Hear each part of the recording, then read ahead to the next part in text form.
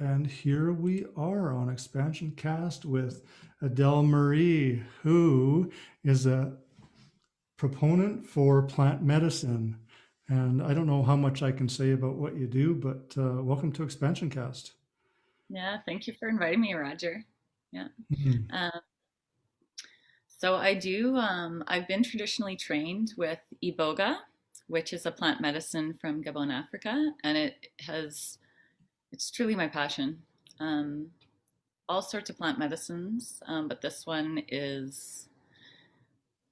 it's the one. Yeah, definitely. It's the Hmm. one that calls to you, Yeah. and Mm. you. So let's go into for people that don't understand what the term plant medicine means. What does that mean? Um, well, they're theogens. So these are plants that basically connect us to spirit. And so plant medicines would be ayahuasca, psilocybin, peyote, mescaline, things of that nature. And there's thousands of other plant medicines. But these are kind of the ones that are more common that people would know about or have heard about in the past. And that commonality is because of the psychedelic properties. Yes. Yes. Right, right. So I guess I have experienced some plant medicine. I've Mm-hmm. experienced a couple different journeys. Well, quite a few, but what I guess the biggest question for me at this point would be like, if a person's drawn to plant medicine, what's the what's sustainable about having a journey? Like, what's the sustainable thing that is offered through a journey? Mm. Well, I'm going to speak mostly about Iboga, if that's Okay, okay. It's what I know. It's what I know the most. perfect. Um, so with Iboga medicine, it offers you physical healing, and spiritual discovery. So anything, if you're looking to do plant medicines for any one of those three reasons or all of them, it's a plant medicine that offers that to you. It gives us the awareness of our blind sides, like our shadow. It brings everything to light. In my experience and most people's experience that sit with Iboga, it's basically meeting your soul and in pure truth, you know. That's interesting. So, is it lasting? Like, when a person has like some revelation under a boga, does that revelation stay? Mm-hmm. Does that psychological impact continue to grow or flourish in a positive way? Yeah, good question. So Iboga, we kind of call it the Iboga glow. After you do the medicine, you have a good week of still being really connected to the medicine. You're always connected to the medicine once you've taken it. Once you've eaten Iboga, it's always in you. The spirit is always with you. The other thing with Iboga is it produces a metabolite called noribogaine. And that metabolite attaches to fat in our body. And it can stay in our body anywhere from 1 month to 6 months. And seeing as our brain is mostly fat proteins, it attaches in the brain mostly. So in the time of the having this window, it can create new patterns, like new thought processes, because you're not going to go back into your old way of being unless Mhm. you choose it. Unless you choose it. Yeah, but it gives you the opportunity to build on the teachings that you got from the medicine. Yeah. So, what kind of ways are people trying to move beyond? What kind of limitations are they trying to transcend from? I'd say every single person that I work with, it's their own mind. It's Mm. their own negative stories. It's their own false beliefs. It's their old traumas that they just can't seem to move forward with, which is understandable because some traumas are very hard to move forward with. But Mhm. this is what I have found that most people come to medicine for. It does work also with addiction it's an addiction interrupter. It can detox a person from opiates overnight, um, which also is a way to give someone to get their life back. You know, Hmm. and because these receptors in our brains have this noribogaine in it, there's no craving. Like you're not craving. They attach to the opiate receptors, serotonin, dopamine. So you're not really you're not really looking for outside happiness, if that makes sense. Yeah, so like I think what you're touching on is what I believe is called a tolerance window Mm-hmm. or window of tolerance, where people that are in addictive patterns are like going above this wave and below this wave. And how, I guess, let's talk about how Iboga helps people bring those patterns down to something a little bit more manageable and stabilized. Well, it will show you. Iboga works either with visions, and it's like a TV screen goes up in front of you, and you're blindfolded, and you're watching this movie of your life. Um, I kind of explain it like the ghost of Ebenezer Scrooge. Um, you really have no emotional attachment to what you're seeing, and you're watching it through a third person. It's how you're able to process all these things that you're seeing. Um, and when you can actually, when speaking of addiction, people have addiction to numb, or they have addiction to avoid feeling, or to escape. Uh, when you no longer have those issues like that are in that back of your mind and your subconscious to escape from, the need to numb and escape is really not there. Like Mm-hmm. this medicine, and all you're taught by your soul. Like Roger, I'm just telling you, could you imagine meeting your soul? I'm sure you have. But to see your soul come right up to you face to face, and it will tell you everything it doesn't like you doing.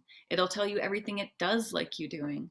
I mean, then when you realize that there's two of you, like your soul hears everything that you think, it sees everything that you do, and it feels everything that you feel and experience.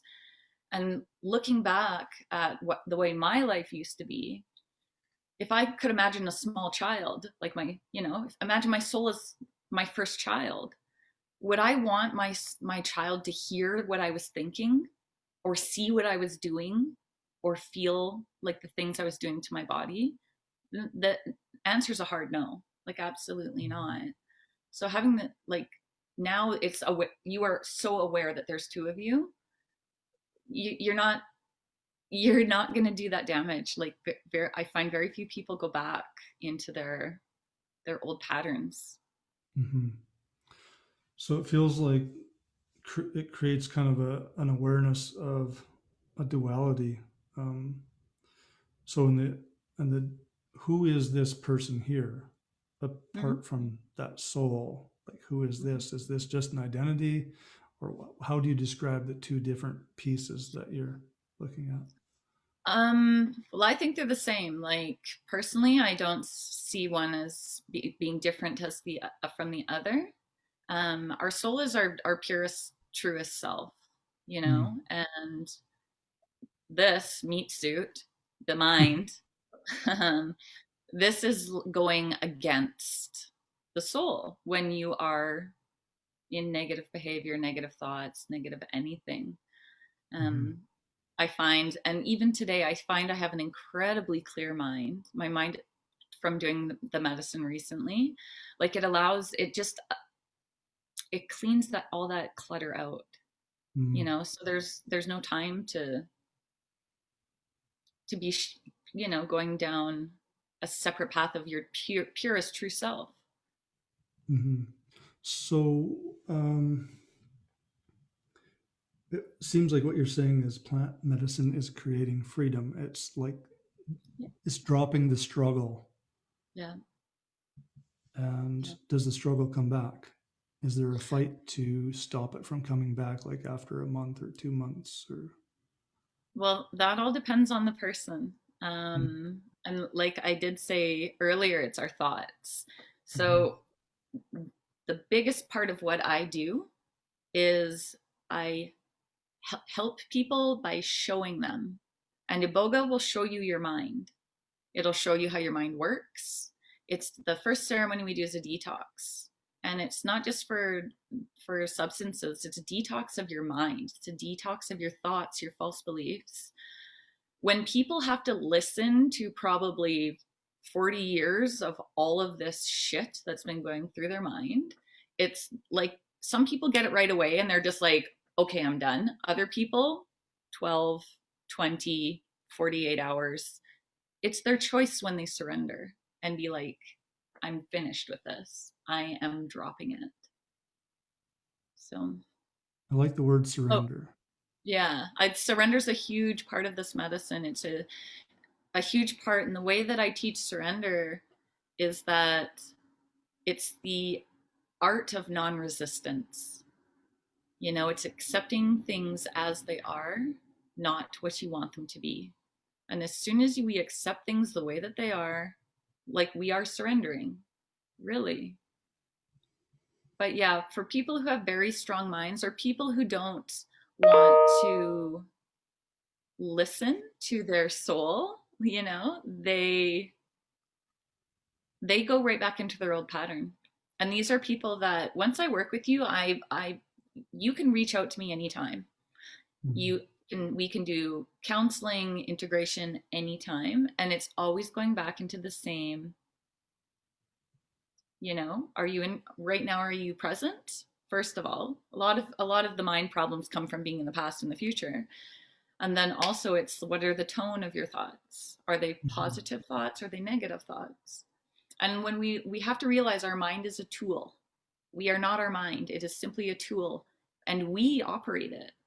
Like we have control of our mind. And for people who've never had control of their mind, this is a really hard concept for them to grasp. It's more of Yeah. a I need to experience this to understand it. Yeah, yeah. I get it. I get it. It's like Mm-hmm. once you have the experience of oneness Yeah. and experience that everything, absolutely everything is happening as it should. Mm-hmm. There's like this ease that comes in, that there's no more need to control anything, that we can just flow effortlessly in what is. Yeah. And I still have a hard time with that some days. Yeah. So do I. Like we're human, you Yeah. know, but it's like being able to pull ourselves out of it and be able to recognize that we're going into it as well. You know, like we're humans. We're not perfect, you know. But we are perfect in a way. Yeah, absolutely. I understand. Yeah, like we are in our perfection at all times, Right. you know.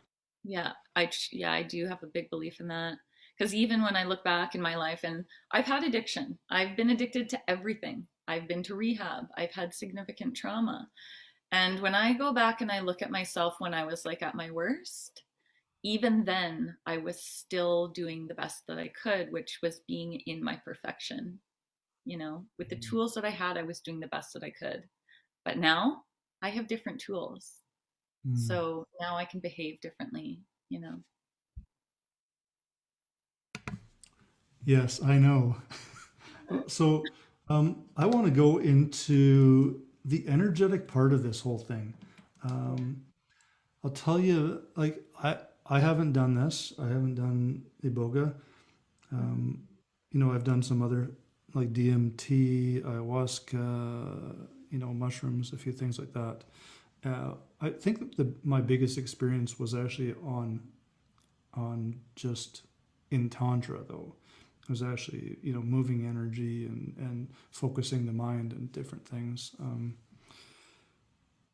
But I've in the other journeys I've been able to witness other people um, come and go, and other people experience different things. But honestly, from what I've seen, is that um, it seems like there's this awakening for some people, and then they're like, "Oh, that was just the medicine." And then some of them seem to like distort back to old ways, but then they're like, "Well, there's an uncomfortableness with the old ways now because there is some awareness that happened. And so now they seem to be moving into this effort stage of life. Does that make Hmm. sense? Absolutely. Um, I do find a bit with other plant medicines, and this is just my experience with other facilitators, and I mean, even doing it on my own. Um, if you don't have the proper integration and you don't have the a proper blueprint of how you want to move forward with these teachings, they are very fleeting. They are not long lasting. For the people that they last, great, like on that, like that's amazing. But for the majority of people, I mean, I have people that come to me after doing like years of ayahuasca, years of psilocybin, and I ask them, why are you not healed? You've done all this work. Why are you not healed? And if you're just kind of reverting back quickly, then it just becomes a maintenance. It's like a maintenance for life, right? Mm-hmm. So I do, yeah, integration is it's paramount. And Mm-hmm. same with having a blueprint, having like your aftercare. What are my goals? Lots of journaling. Like how do I want to achieve this?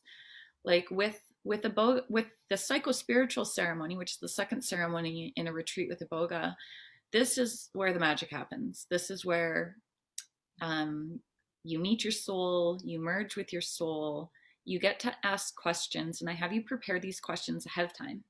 And you can ask any anything. I say start with yourself, anything about yourself that you want to improve upon or change a behavior. So when you ask that question, your soul answer it, and I make you speak it out loud. And I record the entire thing. I record most of your ceremony, and it's only for you. I just give that copy to you so you can have it as a tool to go back to and be like, ah, right. And I encourage people to listen to this repeatedly. Like anytime they're a bit reverting, go, these are answers from your soul, and I'm sure you could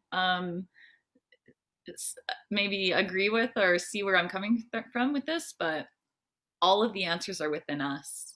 We Mm-hmm. have all the answers. Like there's no answer about ourselves outside of ourselves. Yeah, absolutely. You know, I do regressive hypnosis and I've done some, I guess, what I call progressive hypnosis. I don't know what taking people into the future is actually termed, but I call it progressive hypnosis. Mm-hmm. Um, and I feel the same concept is happening, the same play is happening because when I go in talking to the subconscious, like it appears to be a separate self or separate entity that's speaking back and really speaking truth. Mm-hmm. Um, and everybody's different of how easy and or how difficult it is to allow that soul or whatever it is to communicate. Mm-hmm. Um, but I think that plant medicine is like much easier to um, access something Mm-hmm. like the subconscious Mm-hmm. and just give it full authority in the moment. Right.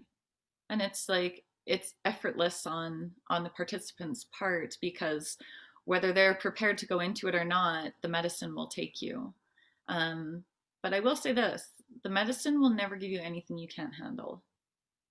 For people who have this fear of loss of control or the unknown, like it will teach you in the way that you need to be taught, and it's different for every single person. Mm, sounds beautiful. Mm-hmm. Yeah, I love it. Like for people who know what iboga is, or they're going to research it online after they hear this and see this or whatever, um, it kind of gets a little bit of a bad rap for how difficult it can be. I I find it's such a beautiful experience. I've always had an incredibly beautiful experience, even in my drug detox, which is usually when it shows you like all of your unsavory things. I literally just took it in. I accepted it because it's all true. Like this Hmm. medicine will not lie to you. And I accepted it. And as soon as I did that, it was like it shifted into the most beautiful experience, you know? Hmm. I could see how It's that like, happened. yeah, just don't struggle. Like, no, don't resist. Just Isn't allow. that like the key to life? I think so. Yeah, I think so. Yeah, yeah, yeah. Unless Yeah. you're like trying to get out of a river, Roger, just go with it. Well, unless you just float and you end up Yeah, somewhere. it's true. I don't know. So I guess we didn't really go into energy. I was going to talk about energy, Yeah. but the energy body. How does Iboga affect the energy body, like our psychic bodies and different things? Because I do notice, um, like from when I met you till last time I seen you, your energy body feels quite a bit different to me. Mhm. Feels lighter, feels clearer. Yeah. So what can you say about that?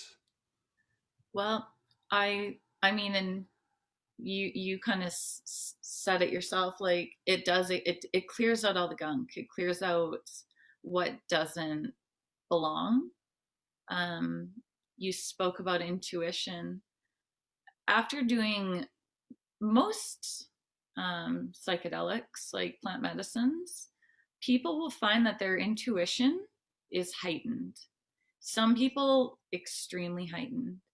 Um, for me with Iboga, it has taken, I've always been intuitive. It has taken me next level, Hmm. which for people who, if that's something that they're seeking or wanting to do, it's definitely a medicine that works for that.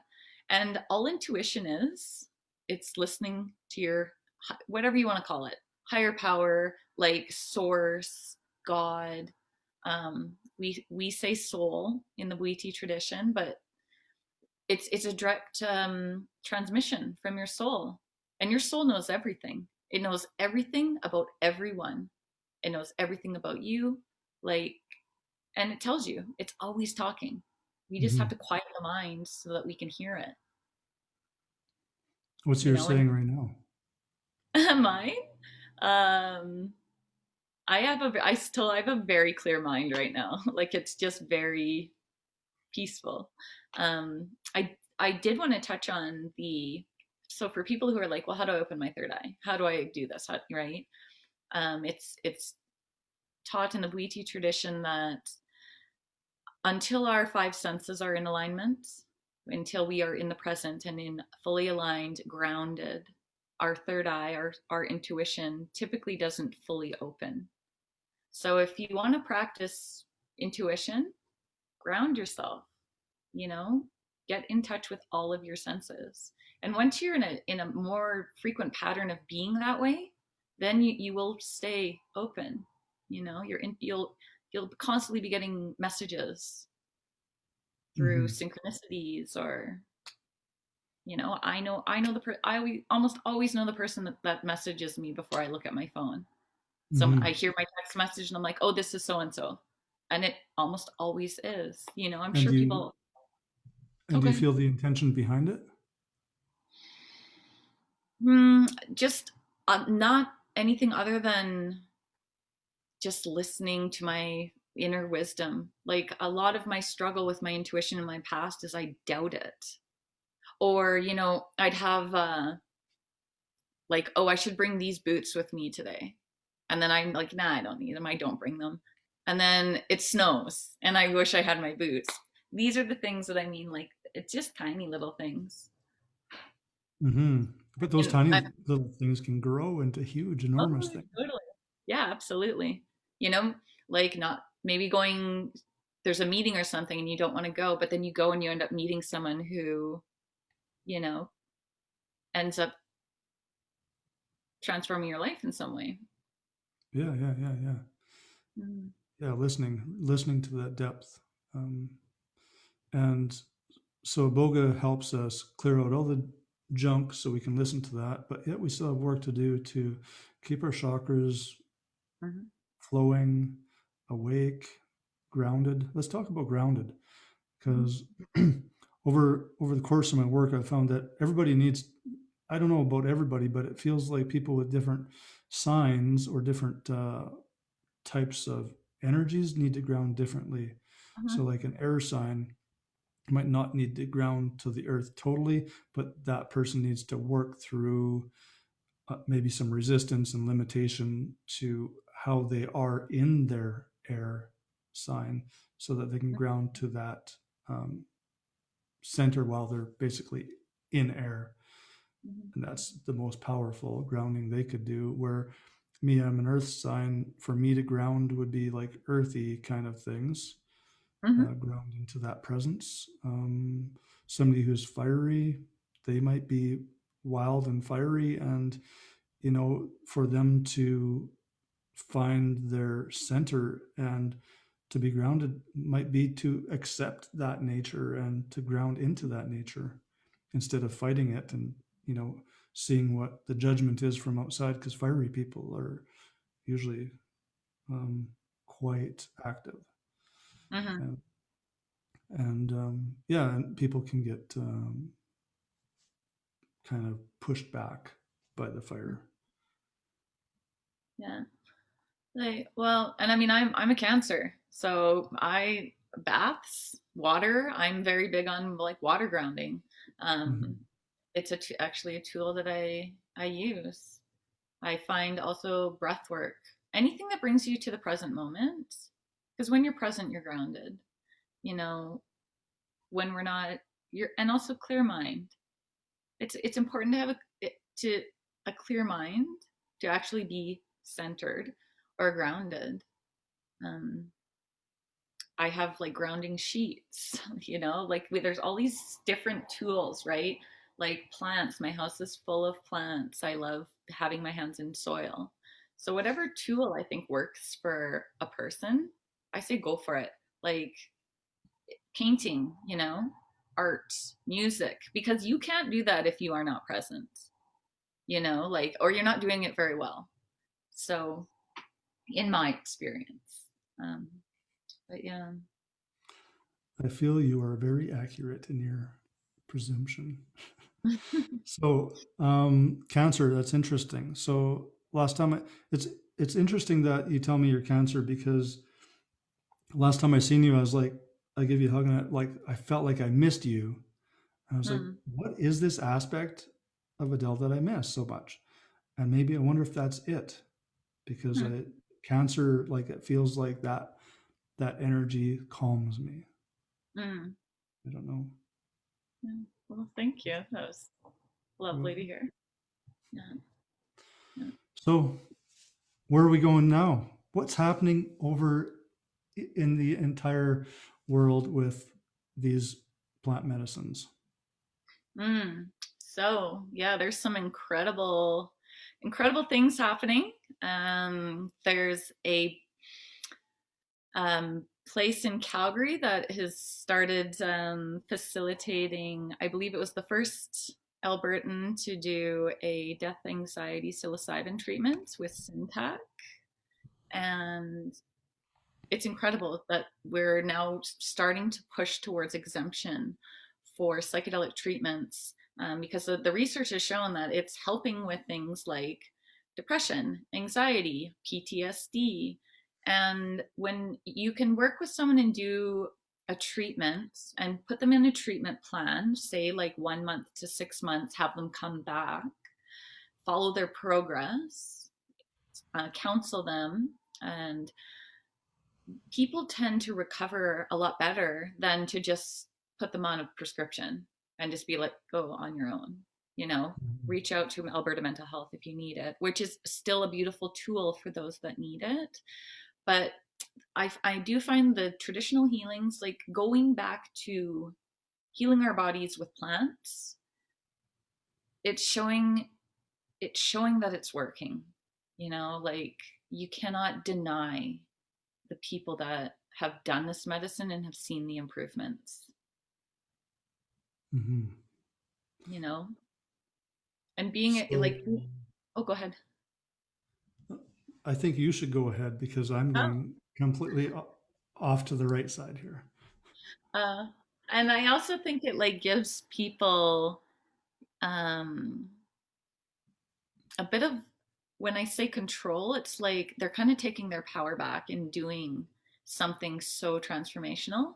They're like, for many people, they're facing their fears. You know, they're going forward with moving through. When I say trauma, trauma is not always um, extremely horrible.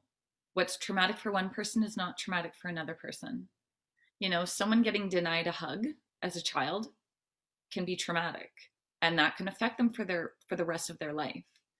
You know, another child who is beaten or sexually abused, they can have the same trauma responses. Hmm. So when I speak of trauma, so many people tell me, "Oh, I don't have trauma," and I'm like, "Okay, that's I okay." I We'll should. I talk don't tomorrow. realize I have trauma. um, you know, and it's after this medicine, it's like, oh my goodness, like this one man, he he just could not keep a relationship. He always chose the same partners. They looked the same. They acted the same. They treated him the same. And he had this memory come up as an 8-year-old boy on the school bus, and he told this girl he had a crush on, this little blonde girl, that she was pretty. And she's like, "I don't like you. You smell funny." And it showed him that, so he always chose really beautiful blonde women who were bitches and treated him terribly. And it was that experience as a child that made him seek out that partner and then like not have it work out or struggle through it. And it was such a simple little thing. It's such a huge epiphany for him. And I think this man now has been like with a partner for over 4 years, and like it's incredible. Yeah, that is But it's just like amazing. this little tiny thing Hmm. that at the time was a big thing. And you just push it down, push it down, push it down until it wants to come to the surface. And I feel a lot of these things are not even recognized. I mean, especially once maybe well, when we're younger, we can see it. But I mean, me, 50 years old, a lot of that stuff, I don't, I don't even remember it anymore. Yeah, You know, it exactly. takes a lot for me to jar a memory of something from then. I Hmm. actually um, I met a woman over at Christmas that it took me, I think both of us probably about 10 hours before we actually remembered that we met each other when we were like 18. Oh, okay. Yeah. It was strange. And my mind is like, oh my God, did I do something bad? Was I rude? I'm like, oh, great. How Here we did I go. treat her? Yeah. Yeah. But Yeah. I do think we are moving forward to decriminalization, definitely, for plant medicines. I know in Quebec, there's already an ayahuasca church that allows the use of ayahuasca legally. Um, the medicine I work with, Iboga, I work with the total plant, um, is is in an unrestricted category right now. The component of Iboga that's called ibogaine, that is illegal in Canada right now, just due to health regulations. Because once something can be pharmaceuticalized, well, then they can like really have control over it. That's another thing I like about plants. You can't patent a plant, you mhm, know, like these are sacraments. Like these are things that have been used for years in traditions and held sacred, you know. mhm. Yeah, I was doing some reading a few days ago, and I saw that there's a company. I'm not sure. I think they were in the U.S. that they're trying to create a synthetic version of Iboga. There Uh, actually already is a synthetic version of oh, there Iboga. is. Yeah, I believe it's called M18.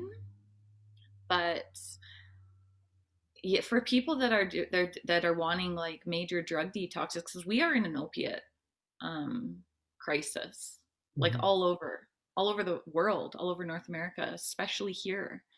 I know the blood reserve is potentially opening up an ibogaine clinic within the next 2 years, and I'm sure that's with the help of research and such. But I think in that aspect, yeah, we need it, right? Hmm.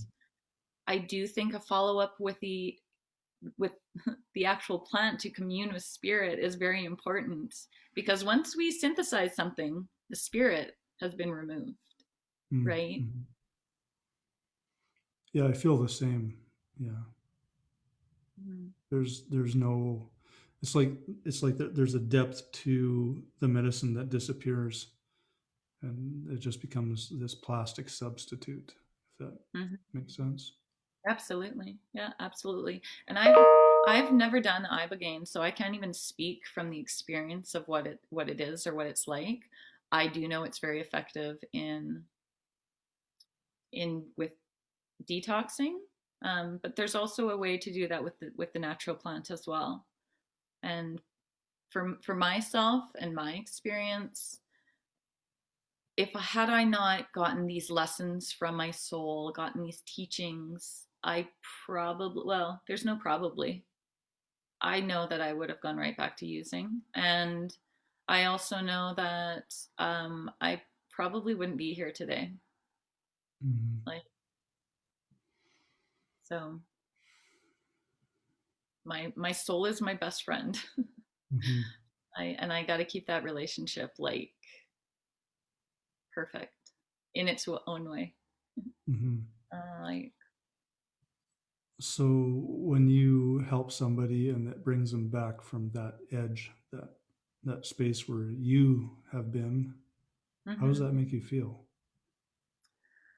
Well, one, amazing. It's the best feeling in the world to be a part of someone's journey where they are taking back their life, like taking back their power, finding self love very often for the first time.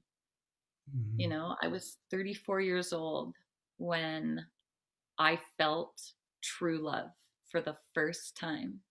And yeah, I have parents and I have siblings, but this was like nothing I have ever experienced. As soon as I saw my soul, I said, I love you. And she said, me too. And it was like this, oh, incredible feeling. Like amazing. Like I feel it right now, just even telling this story. Yeah. I can feel it while you're telling the story. It's very cool. Yeah. Yeah. Yeah. Yeah. So learning, having love for ourselves is, it's incredible. It's an incredible feeling for people who've never experienced, or you know, I haven't had a child. I could imagine you would feel the same way at the birth of your child, like in that moment when your child comes out. But it's like it's always there. It's always there if you work on it. Hmm. Like there's these three. I take these. I take all these Bwiti teachings, and that's the tradition I'm trained in. And I've made these morning prayers. And in the morning, as soon as I wake up my eyes, I say, I love you. Thank you for this day. I choose happiness. And it's like a continual, when you start your day with self-love, gratitude, and happiness, like you're actually reprogramming the way that your mind works. Hmm.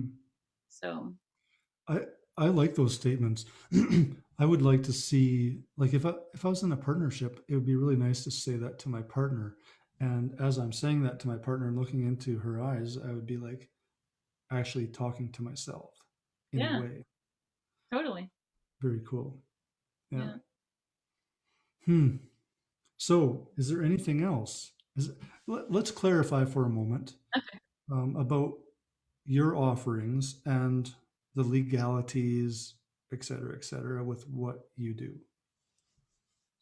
Okay, so I offer retreats here in Canada with Iboga root bark, and since it's restricted and unregulated, it's used as a sacrament. So there's the legality part of it. If I was using ibogaine, that would be a different story, and I definitely do not use ibogaine. Okay. Um, This is for transformational work for healing. The retreats that I offer, there's two ceremonies: the mind body detox, and then the psychospiritual. It includes all like integration, accommodation, meals. We are looking to expanding being able to hold retreats down in Costa Rica and Mexico, for people who want to have that really immersive experience being around in nature, away from away from their life. Sometimes we need to, you know, retreat in order to heal. We Hmm. can't always heal in the place that, you know, broke us, if for lack of better words. Hmm. um, but yeah,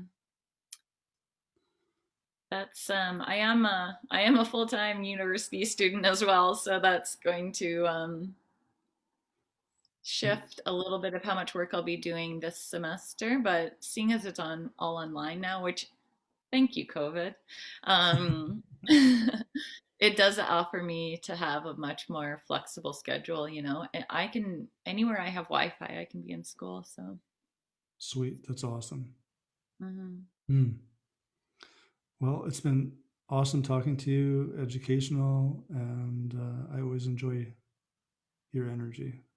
Yeah, thank you. Me too, Roger.